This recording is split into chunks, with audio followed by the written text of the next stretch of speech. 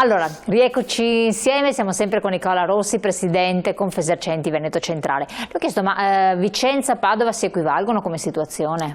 No, Vicenza è diciamo, ha una realtà, ogni città, le nostre città sono delle realtà autonome. Infatti hanno una connotazione. Anche a distanza di pochi chilometri, 20 chilometri, c'è proprio, ma cambiano tante cose tra due città vicine, è una nostra peculiarità. Qual è la differenza radicale, la differenza importante che le nota per esempio Padova e Vicenza? Beh, ci sono tante differenze, c'è una differenza anche di tipologia di produzione, se vogliamo. Sono città diverse da un punto di vista enogastronomico, da un punto di vista artistico, da un punto di... Ma il consumatore si comporta diversamente? Ma i consumatori, per carità, poi alla fine prodotti di qualità e il prezzo agiscono, però anche il gusto cambia. Vicenza, insomma, se vediamo anche la struttura architettonica di Vicenza, se pensiamo a come è impostata, è diversa da Padova. Padova ha delle peculiarità diverse da Vicenza, ma sono tutte, Verona, anziché Rovigo, hanno tutte peculiarità diverse, perché sono cresciute in un modo, sono nate in un modo, cresciute in maniera diversa fra di loro fino... Allora, è arrivato un messaggio, ma se siamo quasi tutti disoccupati, non avendo uno stipendio, neanche possiamo avere la serenità per spenderli, i soldi? Ma è quello che purtroppo è quello che dicevo prima. O disoccupati, peggio ancora, perché purtroppo, prima parlavo di cassa integrazione, ma purtroppo c'è gente anche che è rimasta senza lavoro, dipendenti e ci sono aziende che cercano lavoratori. Titolari di aziende che hanno perso il lavoro, è chiaro che non c'è la serenità per spendere. Negozi che abbiano chiuso o che abbiano avuto periodi di quarantena, chiusure varie o comunque cose del genere, avete Abbiamo segnalazioni? avuto negozi che hanno dovuto chiudere ed è un effetto, purtroppo ancora gli effetti reali non li abbiamo visti, li vedremo credo già da questo mese. Ah, già da adesso. Qualcosina cominceremo già a vederlo, mentre il entro l'anno avremo magari evidenze maggiori. Quali sono le principali problematiche che i vostri iscritti vi presentano, quindi di piccoli commercianti? Le problematiche sono sempre, cioè in questo momento le problematiche sono legate a... allora partiamo con i problemi di attuazione degli obblighi sanitari. Gli obblighi sanitari si sono trasformati tutti in maggiori costi per le attività. Quindi adesso poi ancora di più, no? Ma adesso col Green Pass, Super Green Pass tu devi fare la verifica. Allora io dico sempre una roba, o il titolare sta alla cassa, o sta in cucina, o dietro al bancone di un bar, o dietro il banco di un abbigliamento, insomma, o si mette a controllare il Green Pass. È chiaro che bisogna avere del personale che faccia poi questo lavoro e alla fine sono costi. Quando si è parlato dei DPI, dei sistemi sanitari, anche là gel, non gel, tu devi comunque avere delle spese. Insomma, sono sempre interventi che ricadono sull'attività, economicamente sull'attività, e questo è un problema. Poi ci sono tutti gli altri problemi legati a tutta una serie di, se guardiamo nella ristorazione, il numero dei posti ridotti, se guardiamo nei bar, insomma è cambiato il mondo, chiaramente si sono ridotte anche come dire, le capacità di introito. E quindi sono stati riscontrati meno entrate, insomma, nelle attività è chiaro produttive. Che hai una riduzione delle entrate. Diciamo che c'è forse un solo segmento che ha tenuto, che è quello della distribuzione alimentare. Quello resta sempre invariato, quindi le persone consumano. Però diciamo che la ristorazione si era un po' salvata col delivery e si è anche durante le festività. Ma non è che il delivery ti dà, non è quella la mission. No, certo. Allora il delivery si fa pur di non stare con le mani in mano, ma non è quella la mission, cioè non è da lì che tu hai i tuoi ricavi. Infatti appena possibile si abbandona, non è casuale. Certo, e prima ne accennavo, visto che tra l'altro ho un altro messaggio prima della domanda.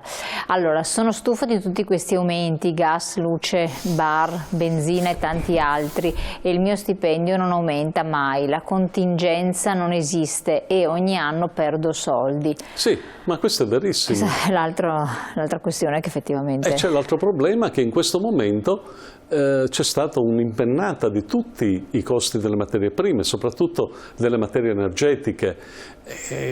Purtroppo l'abbiamo toccato con mano tutti. A livello privato, basta guardare la bolletta del gas o dell'Enel, la vedi subito la differenza, ma in maniera proprio ben visibile. Nel mondo delle imprese è uguale.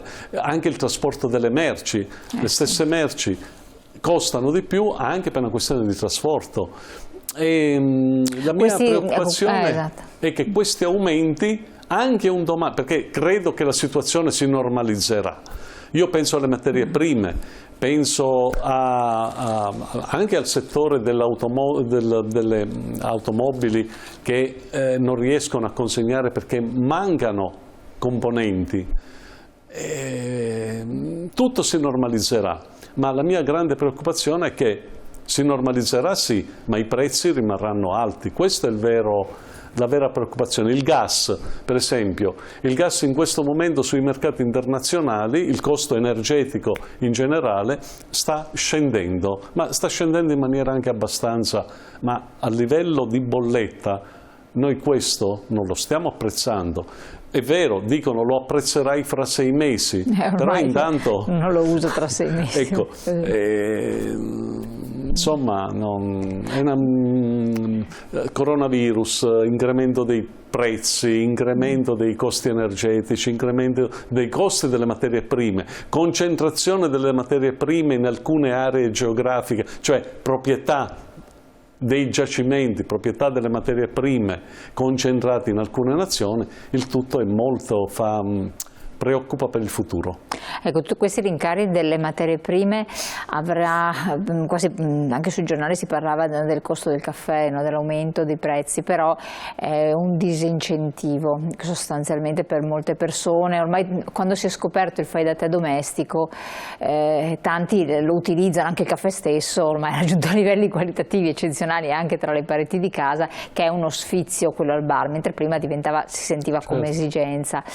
Ma anche per altri beni e servizi potrebbero esserci ricadute a seguito degli aumenti energetici, delle materie prime, oltre che quelli immediato del cosiddetto bar, secondo lei? Assolutamente, ma si parla... Ce ne avete parlato anche tra addetti ai lavori, tra virgolette? Certo, no, ma si parla, per esempio, la pasta, si parla di un aumento probabile alla fine del 38%.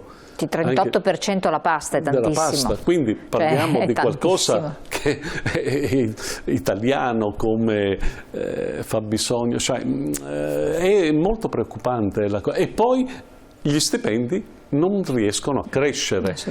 Io ricordo sempre una banalità, ma gli stipendi dei nostri addetti sono i più bassi d'Europa, ma quelli che hanno il costo più alto per le aziende italiane in Europa.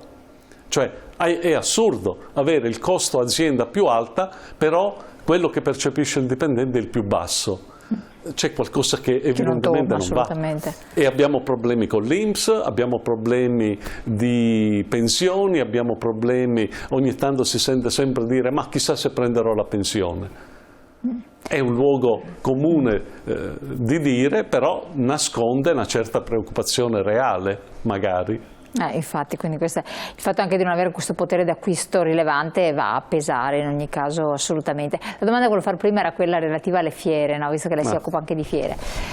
Queste manifestazioni come sono andate intanto? Tiriamo un po' anno passato come sono andate e poi vedremo quello che si prospetta adesso. Diciamo che nel 2021 siamo stati in lockdown chiaramente, però da giugno in poi si è potuti ripartire.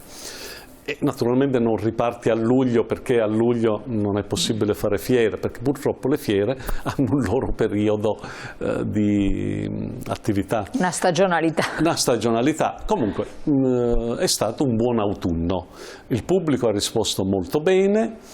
La risposta è stata positiva, c'era proprio voglia di partecipare e tutto bene. Noi ci si aspettava, noi operatori del settore fieristico, quindi una buona partecipazione, buone vendite. Ci aspettavamo per il 2022, come dire, una tranquillità e una serenità, e invece no, colpo di scena, il coronavirus pensa bene di migliorarsi.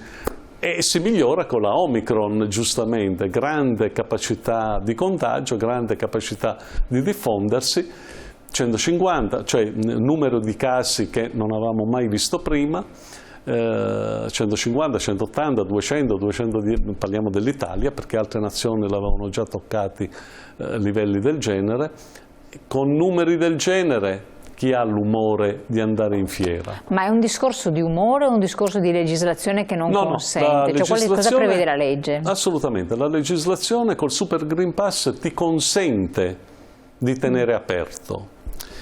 Però la riflessione di noi che organizziamo fiere è, primo, qual è la mia platea? Quanti hanno il Super Green Pass? 20 milioni, 21 milioni, per cui tu già riduci la platea complessiva della nazione Italia, che diciamo di 60 milioni di abitanti, 56 milioni di abitanti che siano, la riduci già a 20-21 milioni. E questo è già una riduzione.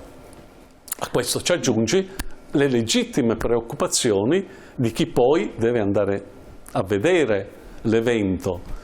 E se proprio non è indispensabile, come dire, alla vita, ne fai anche a meno. In effetti le fiere del primo trimestre, diciamo credo una stragrande, anzi a parte forse una o due, sono state tutte trasferite in altra data.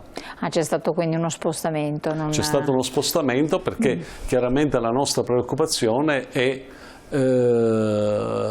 dare risultato agli espositori. Se poi l'espositore partecipa a dei costi e non ha soddisfazione, sicuramente non è bene. Però gli stipendi pubblici vengono riadeguati, mentre nel privato si aspetta l'azione caritatevole del datore di lavoro. Vabbè, una vergogna, siamo tornati indietro di 100 anni e non è uno scherzo.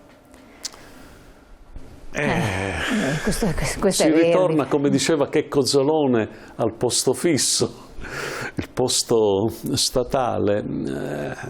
Insomma, io credo che che non era quello che in realtà muoveva l'economia, perché poi in realtà l'economia viene mossa dalla fascia media di popolazione. Ma è la fascia media che muove l'economia. Però non è quella che non ha avuto neanche vantaggi nella finanziaria per quanto riguarda le agevolazioni che dovevano essere previste a livello fiscale, no? Perché è stata avvantaggiata la fascia più alta o al limite quella bassa che però insomma non muove l'economia. Sì, purtroppo da quando è cominciata la compressione economica della fascia media abbiamo visto i risultati, la contrazione anche dei consumi interni nasce proprio dalla minore capacità di spesa della fascia media, perché gran parte della spesa in realtà la fa proprio la fascia media, ma la fascia media è la più penalizzata in assoluto. Allora, torniamo a parlare di questi temi e altri naturalmente dopo la pubblicità, tra poco.